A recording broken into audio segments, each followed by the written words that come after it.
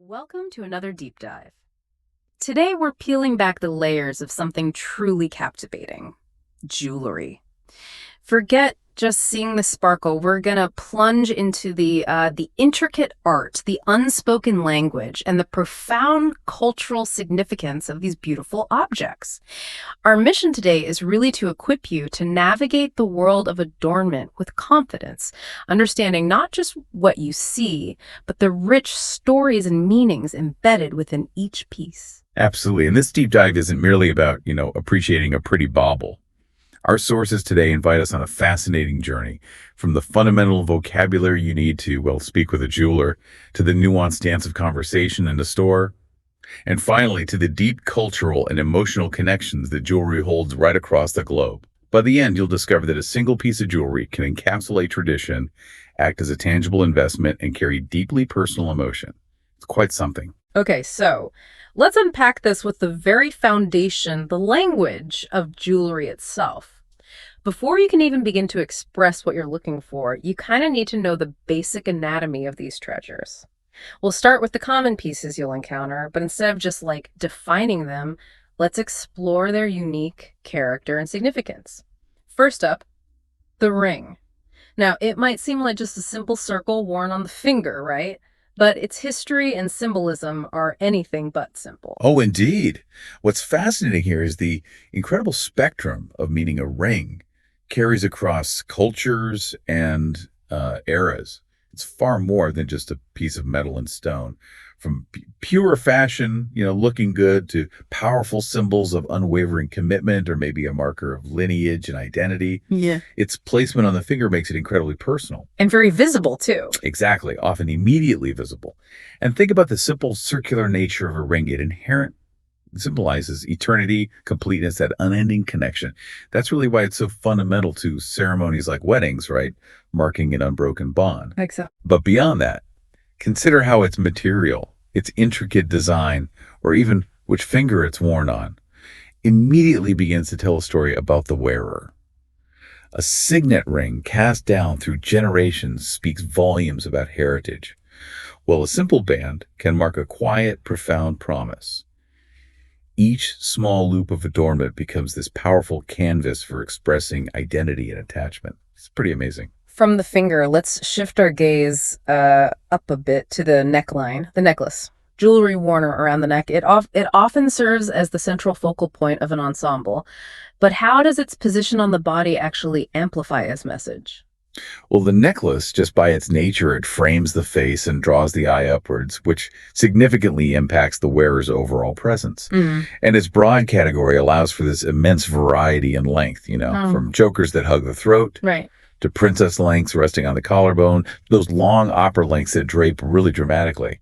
This piece frequently acts as the primary carrier for a significant focal point, maybe a striking gemstone that catches the light. Or a locket. Exactly. A meaningful locket holding cherished memories, or an intricately designed pendant.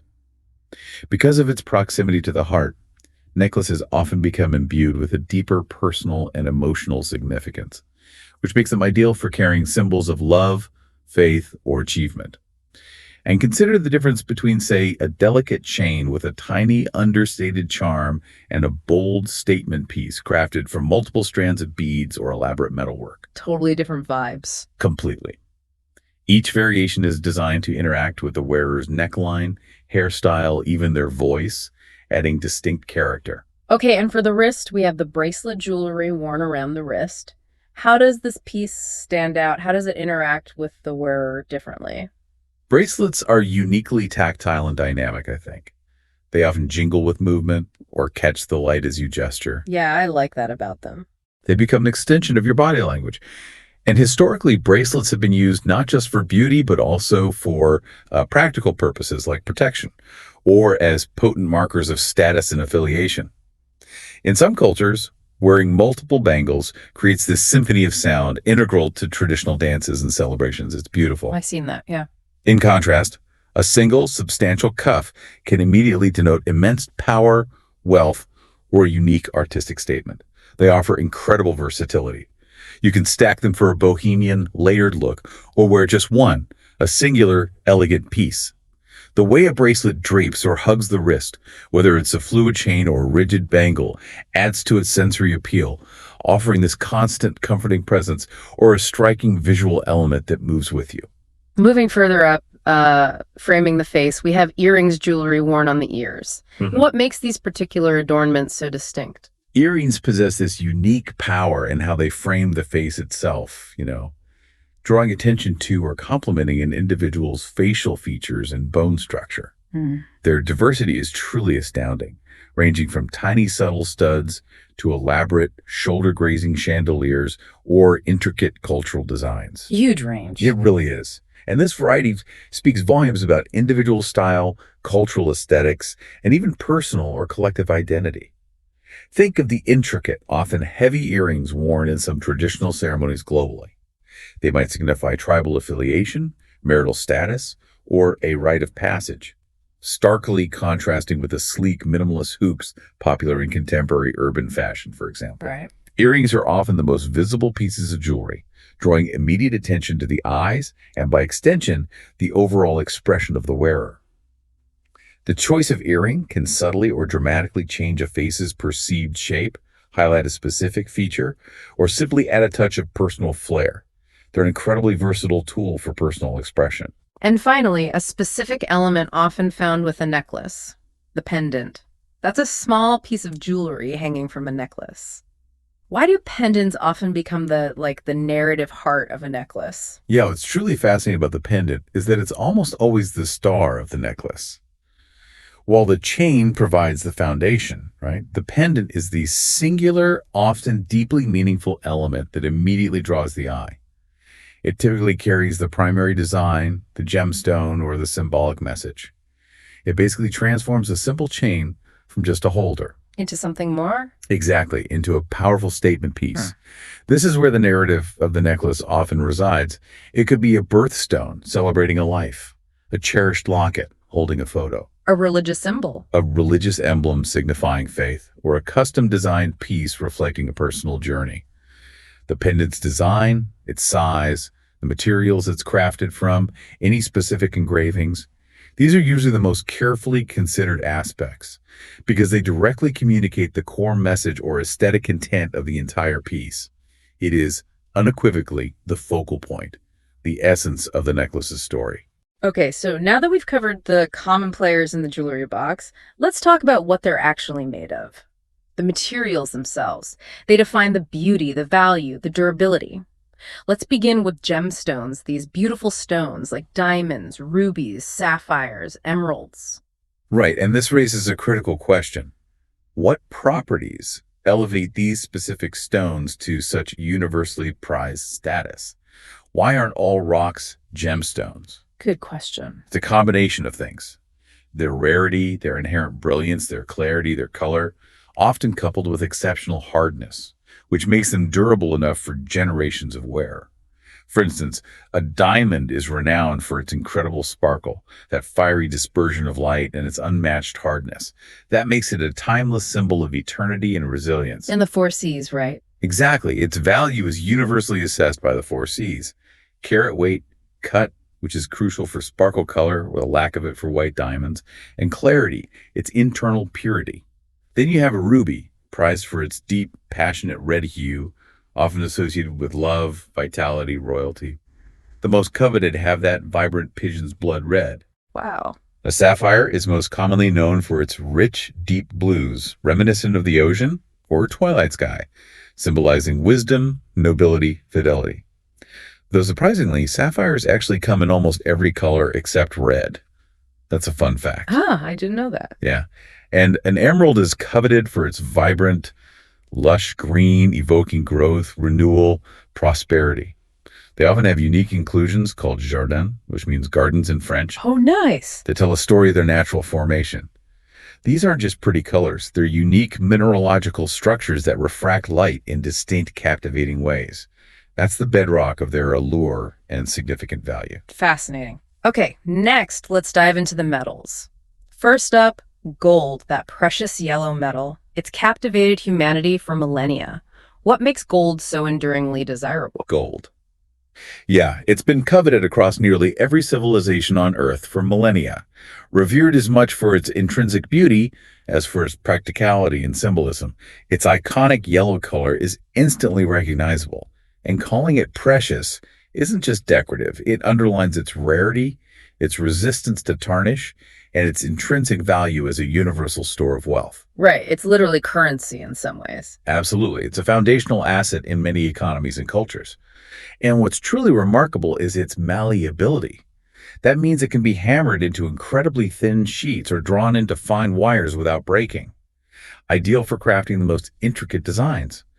Pure 24K gold is actually incredibly soft, which is why it's typically alloyed mixed with other metals like copper, silver, or zinc to increase its strength and durability for jewelry. So that's where 14K, 18K comes from. Exactly. Those represent different purities. 18K is 75% pure gold, offering great balance of richness and resilience, and it resists corrosion and tarnish, ensuring its radiant luster lasts for generations. That cements its status as both an investment and an adornment. Then there's silver, a shiny gray metal, often seen as maybe a more accessible choice. But what are its unique appeals and characteristics? Well, while it's often more affordable than gold or platinum, silver holds a profoundly significant place in jewelry. Its brilliant luster and exceptional versatility are key. It's a classic choice that offers an understated elegance and can be shaped into countless forms, from delicate filigree work, which is incredibly detailed, requires incredible precision, yes, to bold sculptural statement pieces. Silver possesses a cooler, often brighter tone compared to gold. That makes it a popular choice for those who prefer a more contemporary sparkle, or for complementing certain gemstones, particularly cooler toned ones like sapphires or amethysts. But it tarnishes, right? That's its main characteristic, yes. It tends to tarnish over time due to exposure to air and moisture, forming a dark patina. However, a simple cleaning with a soft cloth and a polishing solution easily restores its pristine, dazzling shine. That makes it beloved and accessible for both everyday wear and special occasions. Its adaptability and affordability have made it a staple. Okay, and finally, platinum, that very expensive white metal often associated with high-end jewelry. Why does platinum command such a premium? What are its distinct advantages? Platinum. It truly stands in a league of its own, commanding a premium for very compelling reasons. It's very expensive. Nature is directly tied to its extreme rarity. It's far scarcer than gold. Okay. And its unique physical properties. It's incredibly dense, which means a platinum ring will feel substantially heavier than a gold ring of the same size. It gives a sense of luxury and substance. I've noticed that. But its real selling points are its exceptional durability and its natural white luster. Being naturally white, it never loses its color and won't impart any yellow hue to diamonds, allowing their brilliance to truly shine. Unlike white gold, which often needs rhodium plating to maintain its bright white look. And a crucial difference in durability. When platinum is scratched, the metal is merely displaced, not lost. So your piece retains its weight and integrity over a lifetime. This makes it incredibly resilient, especially for pieces meant to be worn daily for generations, like engagement rings and wedding bands. And good for allergies, too, I hear. Yes, exactly. Platinum is hypoallergenic, making it an excellent choice for those with sensitive skin. Its superior qualities and enduring nature make it the ultimate premium choice for high-end, heirloom-quality jewelry. So if we connect this all back, mastering these words isn't just about sounding sophisticated, It's about empowering yourself. It means being able to articulate your preferences precisely, whether you're describing a dream piece or asking a jeweler about something specific.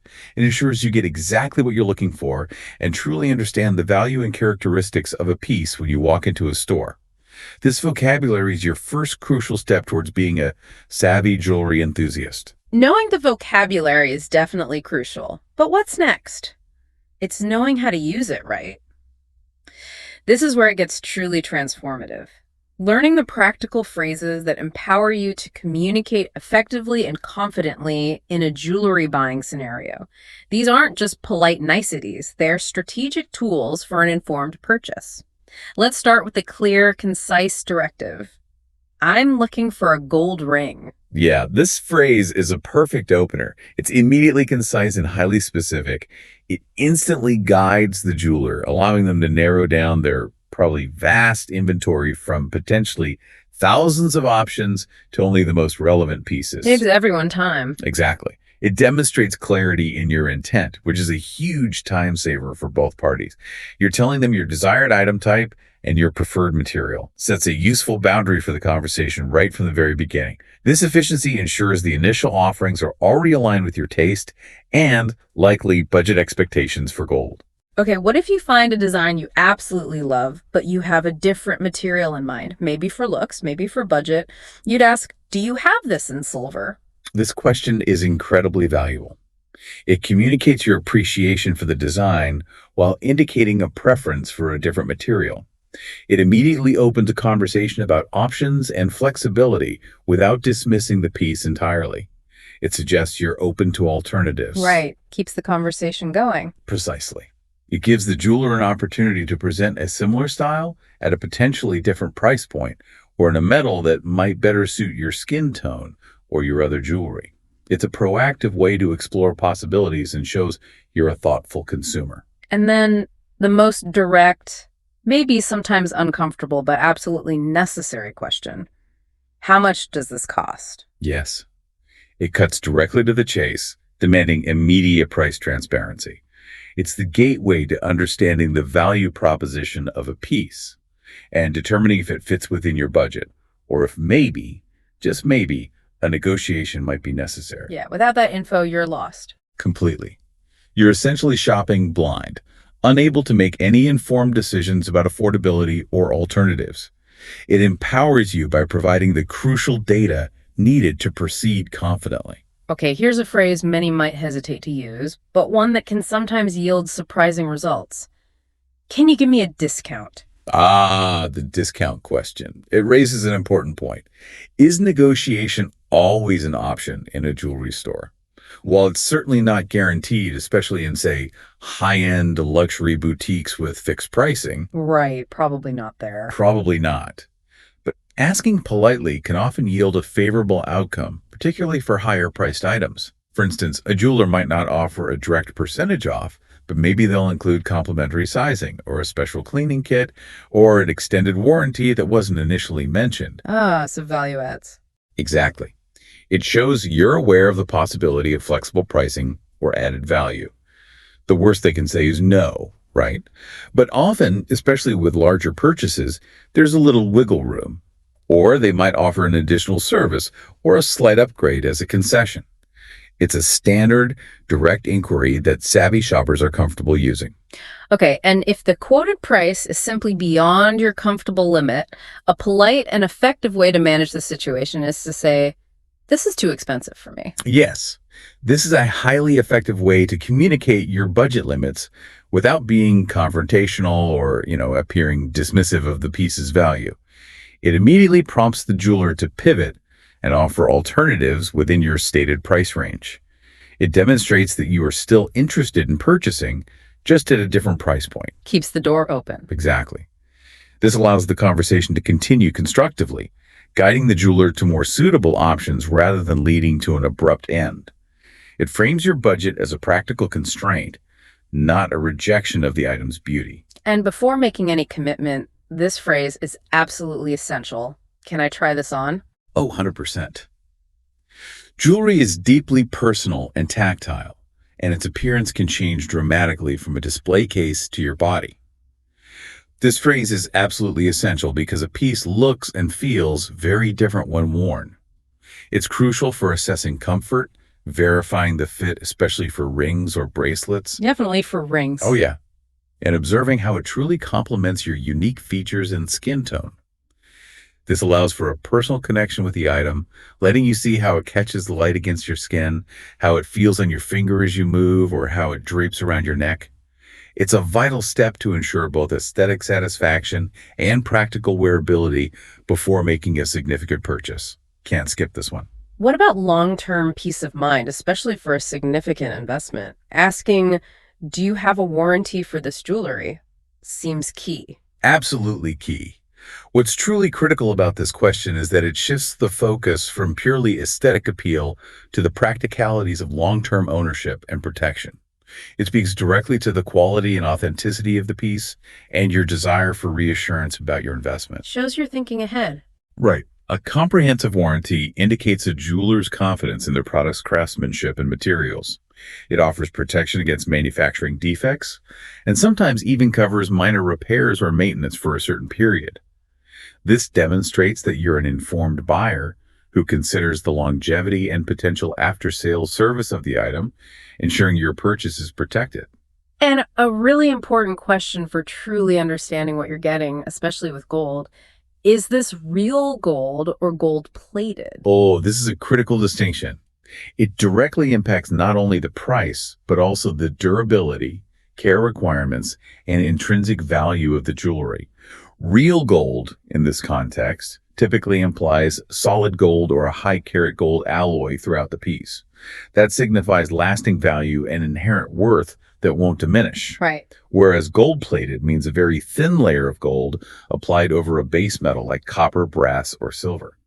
This plating can wear off over time, especially with frequent wear, revealing the base metal underneath. That drastically affects its longevity and long-term appearance. And its value, obviously. Massively. Gold-plated items are significantly less expensive because their gold content is minimal.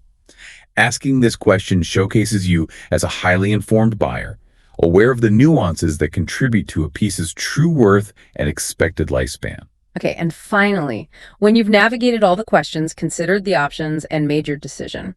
I'll take this one, please. Yes.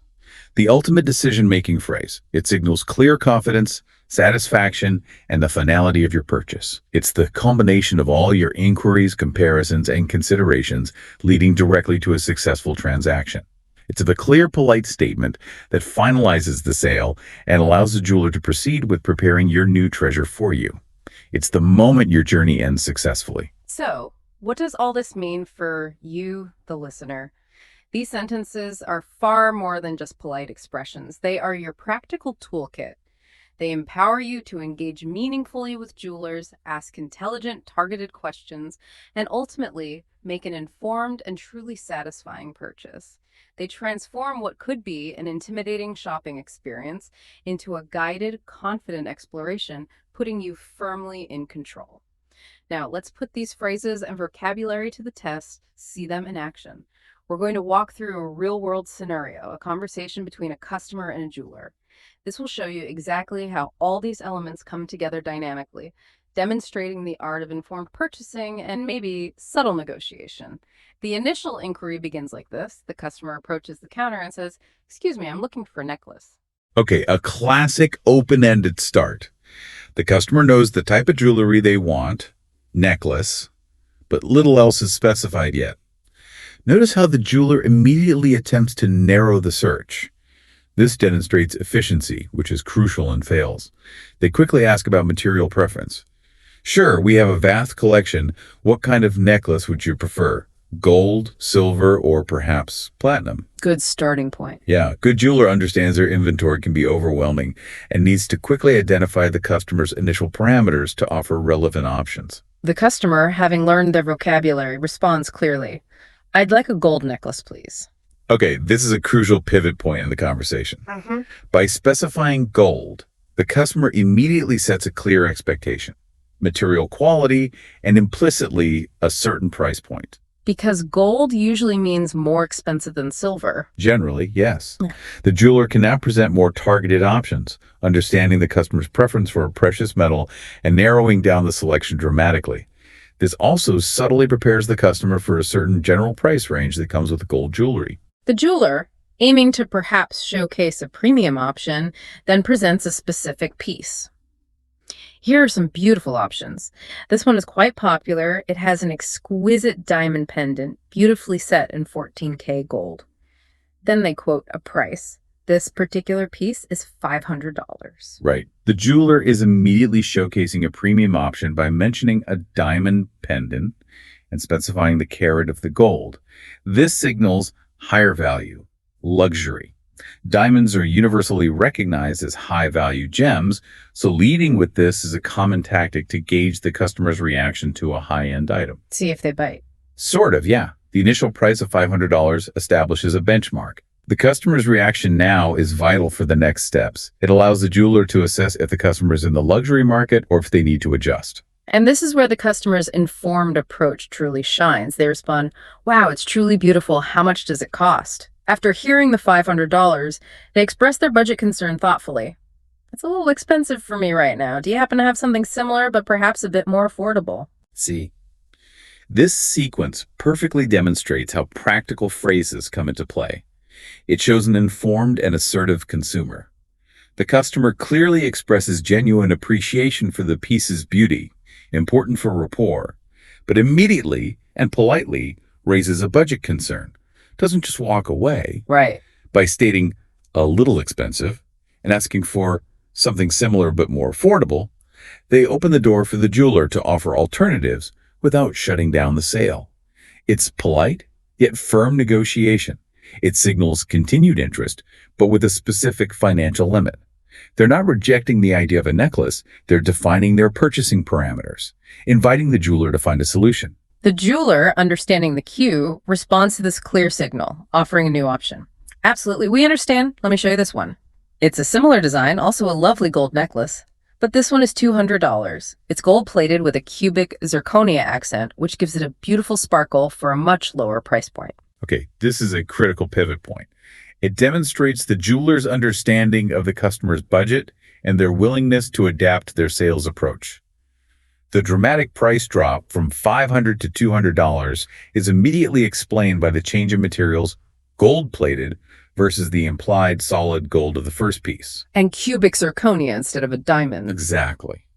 This highlights the direct correlation between material composition and cost. The jeweler is providing a direct solution to the customer's stated problem, showing flexibility. This clarifies that a significant portion of the cost really lies in the intrinsic value of the precious metals and gemstones used. The customer, now seeing an option within their budget, shows clue enthusiasm and proceeds with the next crucial step. Perfect! This looks much more aligned with what I was thinking. Can I try it on, please? After trying it on, they confirm, it looks absolutely great on me. I'll take it. And there you go. The customer's enthusiasm for the price point, coupled with the essential step of trying it on, leads to a swift, confident decision. It looks absolutely great, confirms aesthetic satisfaction, it fits the budget, and fulfills the desire for beauty and personal appeal. Win-win. Totally. And I'll take it is the definitive closing statement, signifying a successful match. This sequence perfectly demonstrates the importance of both practical communication and that tactile personal experience. Seeing and feeling the piece on yourself is often the final, most powerful factor. And to smoothly conclude the transaction, the jeweler responds, excellent choice. It truly suits you. I'll wrap it up beautifully for you right away. A polite, professional closing. Confirms the transaction, leaves the customer with a positive final impression. It's efficient, reassuring, ensures the customer leaves feeling good about their purchase, and maybe fosters a relationship for future business. Reinforces the purchase was a good one. What truly stands out to you from this simple yet incredibly insightful conversation? It vividly demonstrates how understanding the essential vocabulary and confidently using these practical phrases empowers you, the listener, to navigate price, material, and ultimately find a piece of jewelry that truly fits both your aesthetic desires and your budget. It's really about informed choices and action. So what does this all mean beyond just, buying something pretty? Here's where the deep dive truly reveals its richness. Because jewelry is so much more than mere adornment. It holds profound cultural, financial, and emotional weight around the world. It weaves itself into the very fabric of human experience. This is the core aha moment we mentioned earlier. Jewelry truly transcends mere aesthetics. It's this universal language spoken with countless dialects across diverse cultures. As a representation of tradition, it acts as a tangible link between generations. It embodies specific cultural practices, marks significant life stages. Think of a family heirloom. It's not just metal and stone. It carries the stories, memories, the spirits of ancestors. It's history you can wear. Exactly. Or consider a specific design worn only during certain ceremonies, linking the wearer to centuries of heritage and community identity. It's a profound physical connection to identity and belonging. And how does it function as an investment? That's interesting too. As an investment, jewelry, Particularly pieces made of precious metals like gold or rare gemstones can be a potent store of wealth. It can appreciate over time, acting as a portable and easily convertible form of financial security. In many parts of the world, precious metals are considered highly stable assets. Like a portable bank account? Essentially, yes. Easily convertible to cash in times of need, functioning as a portable bank or a crucial rainy day fund. This is especially true in regions where traditional banking systems might be less accessible or less trusted. Jewelry becomes a tangible, reliable asset. Its intrinsic value allows it to serve as a significant part of personal or family wealth. And on a deeply personal level, how does jewelry embody emotion? Emotionally, jewelry is intrinsically linked to profound human sentiments: love, memory, personal identity. It carries stories and sentiments that make it irreplaceable, often far beyond its monetary value. A piece gifted by a loved one for an anniversary, worn to commemorate a special achievement, or symbolizing a personal journey, maybe a struggle overcome or a dream realized. Becomes incredibly meaningful. It becomes a powerful emotional touchstone. It holds within its form the memories, feelings, and experiences of significant life moments, making it a truly unique and cherished object. It's a physical manifestation of abstract feelings and relationships. Let's look at some fascinating examples from our sources that really highlight this deeper meaning. Starting with the vibrant tradition in India, where gold jewelry is absolutely central to weddings. Oh, absolutely. What's truly fascinating here is the specific, almost sacred focus on gold for weddings in India. This isn't merely about fashion or display. It integrates profound cultural value, often serves as critical financial security for the bride, and signifies a joyous celebration of new beginnings. So it's multi-layered. Deeply multi-layered. Gold is considered sacred and auspicious in Hinduism and many other Indian traditions. It symbolizes prosperity, good fortune, divinity. It's often an essential part of the dowry or a blessing that contributes directly to the bride's financial independence within her new family. It provides her with a tangible asset she owns personally. The elaborate gold sets worn by brides aren't just breathtaking adornments. They're a display of family wealth, a blessing for a prosperous future, and a powerful, portable asset that economically empowers her. It reflects deep-rooted cultural beliefs. Okay, in stark contrast, if we shift focus to the West, we see this distinct emphasis on diamond rings for engagements. How did that tradition become so prevalent? Yeah, it's a really interesting contrast. In the West, particularly in the 20th century, this powerful cultural emphasis emerged on diamond rings for engagements. And this tradition, while it seems ancient now, was actually propelled into widespread prominence by highly effective marketing campaigns. Oh yeah, most notably by De Beers. They ingeniously link the diamond's unparalleled durability and breathtaking brilliance to the concepts of eternal love, unbreakable commitment, and lasting value in marriage proposals. A diamond is forever. Exactly that campaign. The diamond, being the hardest natural substance, became a powerful metaphor for enduring love and an everlasting bond. Unlike the gold in India, its primary role isn't typically seen as immediate financial security, but rather as a profound symbolic expression of a lifelong promise and the perceived unique value of the relationship itself. It really highlights how cultural practices and perceived value can be shaped and amplified around specific materials through societal narratives and, well, strategic marketing. Fascinating. And broadening the concept of gifting, in Bangladesh, gold jewelry is deeply cherished and frequently exchanged as gifts for a variety of occasions. Yes, in Bangladesh, the tradition of gifting gold jewelry extends far beyond just weddings. It's deeply cherished as this universal symbol of good fortune, profound respect, and deep affection for a whole range of milestones. This illustrates gold's power as a versatile and meaningful gift. The act of giving gold itself is imbued with layers of meaning. It signifies heartfelt care, well-wishing, and often serves as a tangible, lasting expression of love and respect for significant life events like births, graduations, religious holidays, achievements. So it's a significant gesture. Very significant. It's seen as a gift that holds not only immediate emotional value, but also substantial financial value, providing a future asset or security for the recipient. It underscores a broad cultural appreciation for gold's inherent worth and symbolic power. And what does this all ultimately signify when we look at these diverse examples? It truly comes down to universal human expressions, doesn't it? I think so. If we connect all these threads to the bigger picture, these examples powerfully demonstrate how jewelry across all cultures serves as an incredibly potent nonverbal communicator. It unequivocally expresses love and devotion, like engagement rings symbolizing commitment, or heartfelt gifts exchanged between partners or family to mark deep affection. Tangible reminders. Exactly. Tangible, cherished reminders of shared moments and emotional bonds. Furthermore, jewelry conveys respect and honor, as seen in gifts given to elders or mentors, or as ceremonial wear signifying status or marking a rite of passage. It's a powerful way of showing deference and honoring lineage.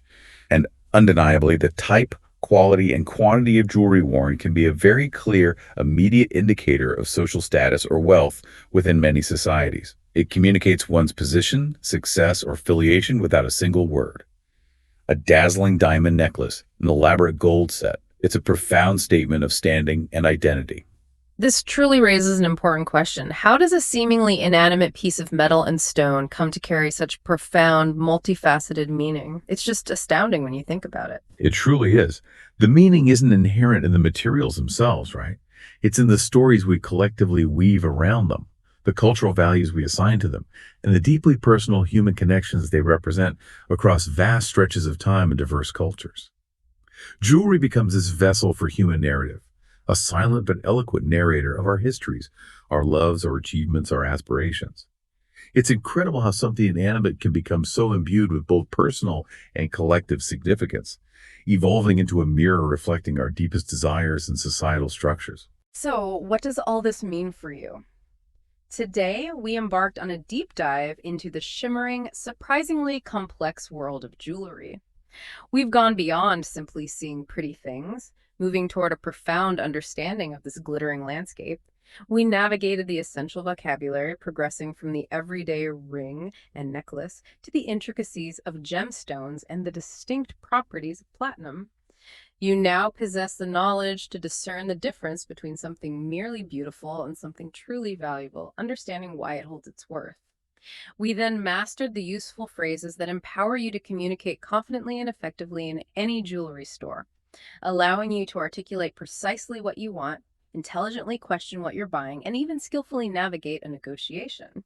We walk through practical conversations, seeing how these elements seamlessly come together in a real-world scenario. You observed how an informed customer can find exactly what they need, even on a budget, demonstrating that a confident, knowledgeable approach leads to deep satisfaction. And perhaps most importantly, we uncovered the rich cultural tapestry that makes jewelry far more than just mere adornment.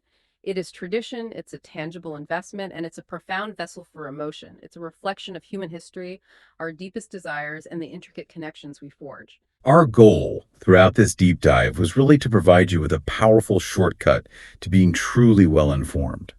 Now, whether you're shopping for a special gift, admiring a breathtaking piece of art in a museum, or simply observing the jewelry people wear in your daily life, you'll do so with an entirely new level of understanding and appreciation. The ability to identify, question, and deeply understand the context of jewelry is a powerful insight that changes how you perceive these glittering objects forever. You're no longer just looking at sparkle. You're seeing stories, history, and profound human connection. So next time you see a piece of jewelry, whether it's adorning yourself or someone else, don't just see the shine or the cut. Pause for a moment. Ask yourself, what story does this piece tell? What tradition does it honor, or what specific cultural practice does it embody? What emotion does it carry, or what memory does it preserve? And what does it truly say about the person wearing it, or the culture that created it? Keep exploring these captivating narratives, because there's always more to learn in the deep dive.